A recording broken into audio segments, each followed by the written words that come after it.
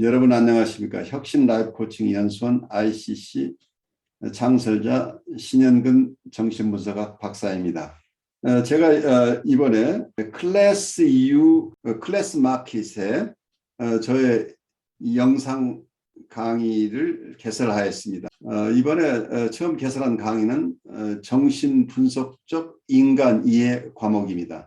제가 하는 강의 내용을 여러분께서 잘 아실 수 있도록 이 과목의 소개 영상과 첫 번째 강의 정신분석학의 정의와 두 가지 기본적 가설을 주제로 한 강의 영상을 여러분께 소개합니다. 이 두 개의 영상을 보시고 더 관심 있으신 분들은 직접 제 클래스 사이트로 들어가셔서 클래스에서 어떤 것이 진행되는지 검토하시고 여러분 주위에 있는 분에게도 제 강의가 있음을 알려주시면 고맙겠습니다. 여러분 감사합니다. 성격 역동. 유아 유혹 이론을 포기한 시점에서 1920년까지 프로이트는 성적 역동을 모든 갈등과 정신병리의 근원이 되는 것으로 간주하였다. 그는 성욕 외의 다른 역동들, 예컨대 자기 보존적 본능들에 대하여서도 썼지만 그것들이 아무리 복잡하고 중대해 보여도 결국 자기 분열을 해내는 성욕으로부터 파생된 충동들과 소원들일 뿐이라고 느꼈다. 1910년대에 이르러 프로이트의 임상 연구에 공격성과 가학, 권력에 대한 문제들이 점차 중요한 위치를 차지하게 된다. 그러나 프로이트는 이론상 공격성과 가학성을 성욕의 일부분으로 봤으며 성적 역동의 구성 요소들, 예를 들면 구강기 학성이나 학문 가학성과 같은 것으로 간주하였다. 그래서 구강가학성이라는 말을 쓰고 있어요. 네. 구강가학성이나 학문가학성과 같은 것으로 간주하였다. 그러니까 여기서 중요한 얘기를 하고 있죠. 우선 프로이드의 초기 이론은 성욕 중심의 이론이라는 게 굉장히 중요해요. 1920년대까지는 우리가 공격성이나 가학성, 공격성이나 가학성 이런 것들을 몰라서가 아니라 그런 것들이 있지만 그걸 성욕의 일부로 봤다는 얘기예요. 그래서 독립된 본능으로서의 지위를 부여하지 않고 있었다는 얘기를 하고 있죠. 그래서 구강기에도 아이들이 깨무는 이가 날 때쯤이면 엄마의 젖꼭지를 깨무는 이런 어떤 뭐라고 할까 공격성 같은 게 드러나죠. 그리고 이제 구강가학성이라고 얘기를 하고 있는데 이러한 가학성들이 있거나 또 학문계에도 또 가학성이 있는데 이런 것들 다 성욕의 일부로 보았었다. 그래서 이러한 역동들을 몰랐던 것은 아닌데 프로이드의 이론이 초기 이론과 중기 이론, 말기 이론을 가면서 굉장히 다양하게 본능을 어떤 역동이라고 하거나 본능이라고 하거나 인스팅트라고 하거나 드라이브라고 하거나 이러한 다양한 역동이 있다는 건 알고 있는데 이걸 초심리학으로 구성하는 데는 어떤 것이 근본적인 것이냐, 근본적인 동기인가 하는 쪽에서 초기에는 성적 역동을 중심으로 봤다는 거죠. 자아 보존 본능이라는 것도 있었는데 자아 보존 본능에 대해서도 여러 가지를 쓰긴 했지만 그리고 공격성에 대한 것도 알고 있었지만 이런 여러 가지 역동들 중에 가장 근원적인 역동을 성적 역동으로 보고 다른 것들은 좀 부수적인 입장에서 이해했다고 하는 것을 우리가 이해하는 게 굉장히 중요하죠.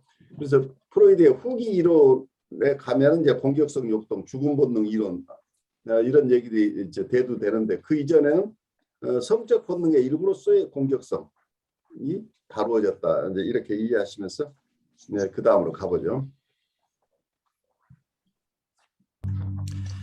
그러다 1920년대에 이르러 프로이트는 이중 본능 이론을 도입한다. 이중 본능 이론은 공격성을 정신 과정을 추진하는 기본적인 본능적 에너지의 원천으로서 성욕과 동일한 위치에 올려놓았다. 이는 결코 사소한 부연의 차원이 아니었다. 한 이론가가 행동에 숨은 목적인 동기를 보는 방식은 그가 인간의 마음과 활동을 보는 방식에 결정적인 역할을 한다. 초기 저작들에서 프로이트는 불필요하리만치 성을 엄하게 제한한 사회적 관습 때문에 전반적으로 인간을 금지된 충동과 소원 사이에서 갈등하는 존재로 그렸다.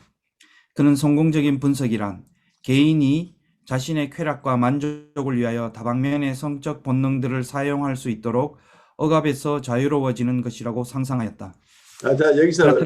여기서 조금 머물러 보시면 프로이드의 초기 이론과 후기 이론이 굉장히 다른 게, 프로이드의 초기 이론은 억압을 우리 심리적인 어려움의 큰 원인으로 보고 억압을 가능한 한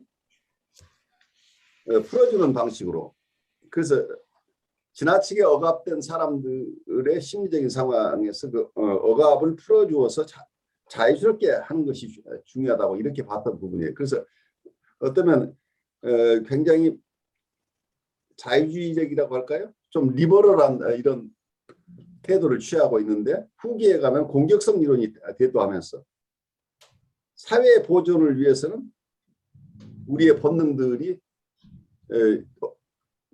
억압에서 지나치게 풀려나는 것이 위험하다고 보는 거죠.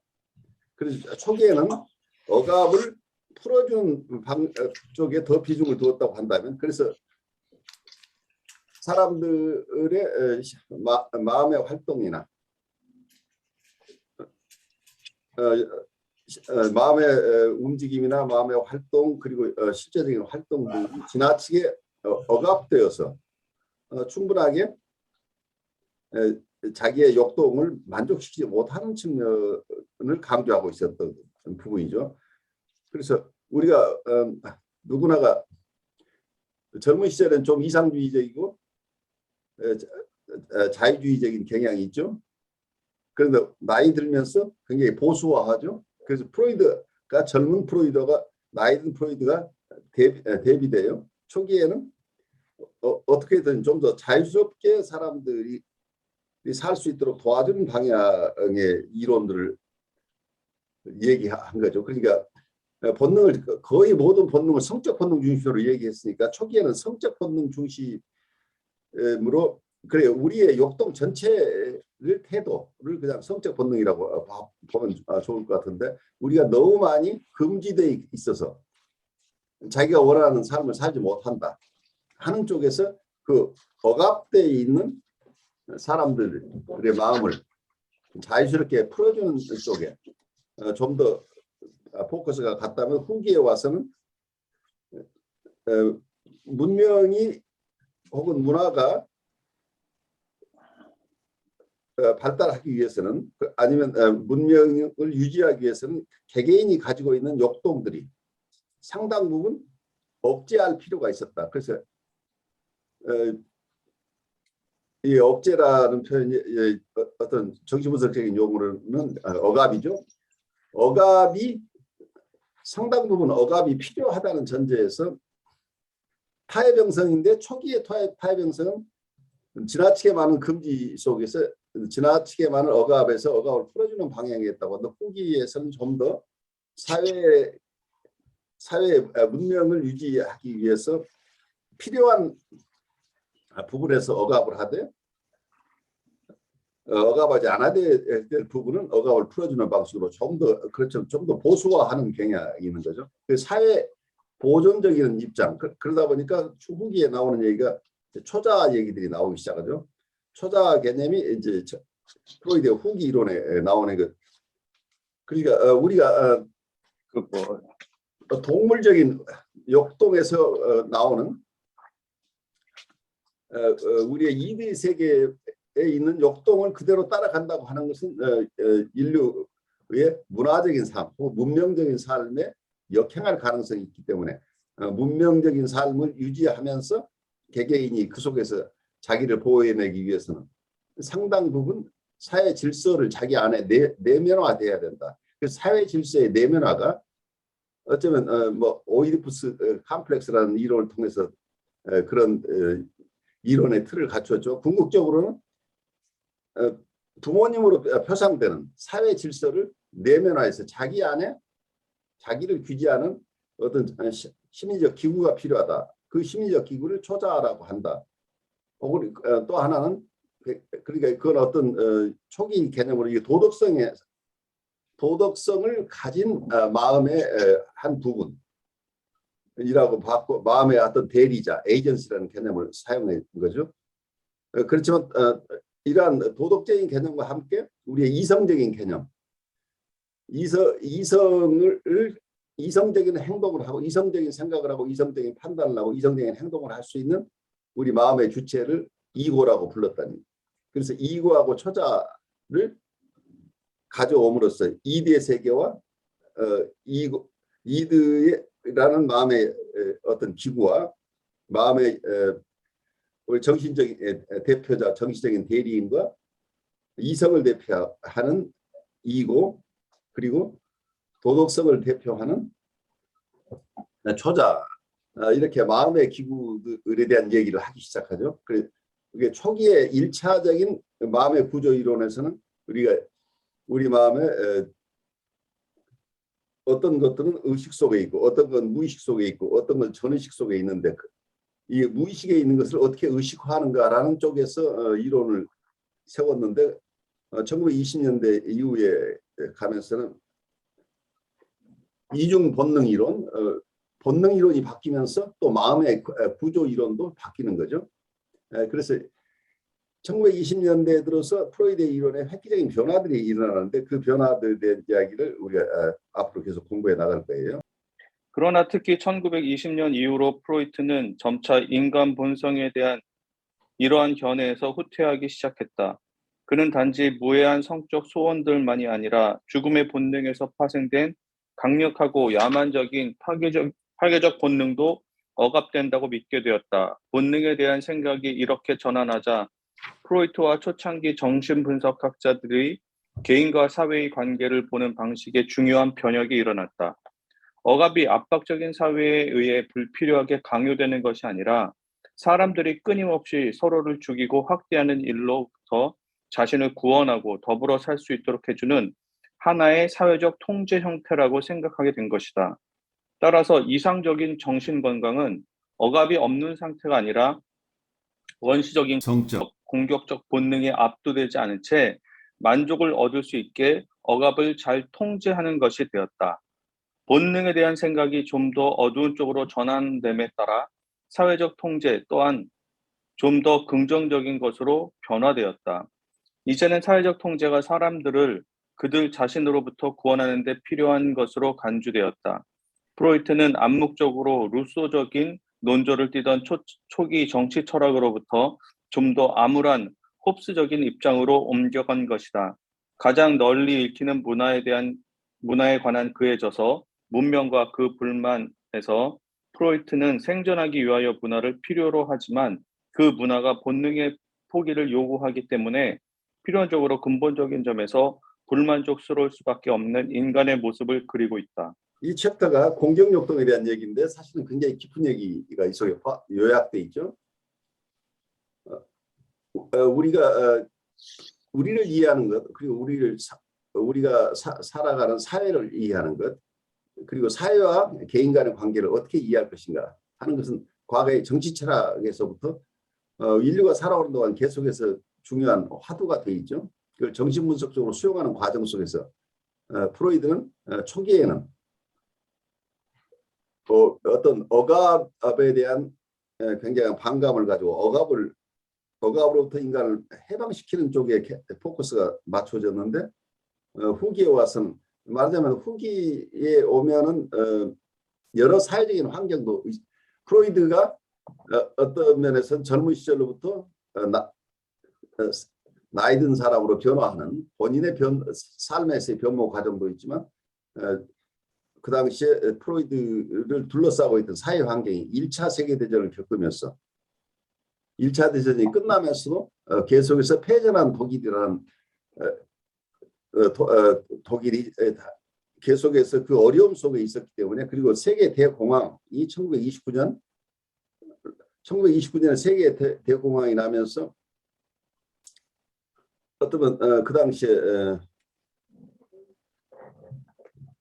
히틀러가 챈슬러가 된 게 1933년인가 이렇게 됐을 거예요. 그 1929년에 대공황이 일어나면서 전 세계적으로 경제적인 큰 난국에 처했는데 그러면서 사회적인 혼란들이 있을 수밖에 없죠. 경제적으로 어려워지니까. 그 속에서 히틀러가 집권을 하게 되는데 히틀러가 집권하면서 사회에 큰 변화들이 일어났죠. 그래서 사회가 굉장히 많은 불만스러움이 가득할 때 이게 독재자가 출현하는 상황 속에서 프로이드가 살았던 거죠. 프로이드가 이 여러 가지 이론을 세우고 있는 이 과정 속에서 어떠면은 독일에서는 히틀러를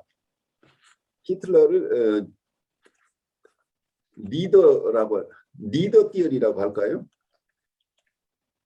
그러니까 요새 얘기하는 지도자 이론이 등장하는 거죠. 그래서 유일무이하게 영원히 받들여야 될 대상을 히틀러로 이렇게 사회가